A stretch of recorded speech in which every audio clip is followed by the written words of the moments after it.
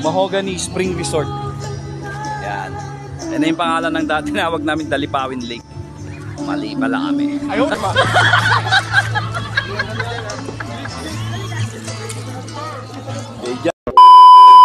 One to my TV. Ngayon ang dami ng tao. Reko. Ayun no. Ito nyo, ganyan karami oh. Hindi na siya ano iba. Welcome to Mahogany Spring Resort. Hindi na siya ano Dalipawin Lake, Mahogany Spring Resort. Ayan, dami nang naliligo. Dinayo na talaga siya. Galing, parang sa ibang bansa sa US, yung mga lake.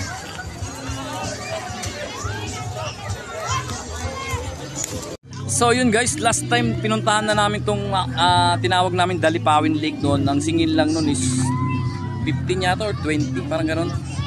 Hindi pa siya develop noon. Ngayon ano medyo pa lang, medyo develop. Pero ayan, ang daming naliligo na guys. 25 isa.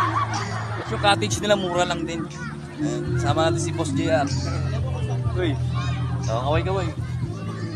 Dito yan, no? Dalipawin Lake. Naliligo yung mga kasama namin. Trip. Kaya lang mali namin, di kami nakapagdala ng ano. Alam nyo na. Alam na. Nakalimutan eh. Kalimutan namin eh. Kala namin wala pa mga tao dito. Ganito na palang karami. Nakakagulat. No?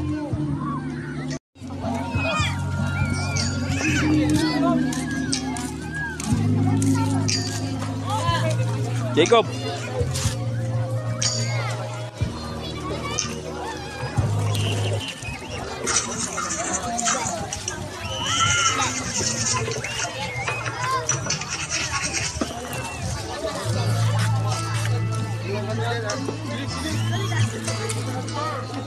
Jay.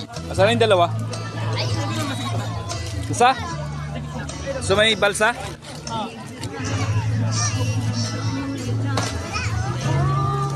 Dalipawin Lake, ang pangalan niya na is ito. Ayan, Mahogany Spring Resort. Yan. Yan na yung pangalan ng dati tinawag namin Dalipawin Lake. Mali pala kami. Invento lang pala namin. Siguro pinalitan na nila. So itong lake na to dati pala to, naka-design to pang irrigation. Sabi nung kausap ko kanina, naka-design siya pang irrigation sa mga palayan. Doon sa likod. Malinis yung tubig niya kasi sibol. Tapos syempre wala naman silang kinikita dito sa patubig. Libre naman, kaya ang ginawa nila, dinevelop nito lang itong lugar na to, ginawa nilang parang resort. Resort na nga talaga. So yun, ang history nito, dati siyang pangpatubig lang sa mga palay. Ngayon naging resort na siya. Ano yan? Ha? Ano, masarap pa yung tubig? Malamig? Tara. Sige, maligo ka na. So yun guys, dito yan sa San Narciso. Dalipawin to, part pa rin ng Dalipawin sa mga hindi nakakaalam. Dalipawin, San Narciso, Zambales. Dalipawin, pero Sa mga gustong dumayo dito, gusto pumunta, ayan no. San Narciso.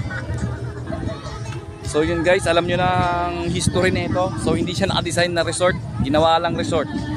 Dati siyang para sa patubig ng mga palaya. Alright.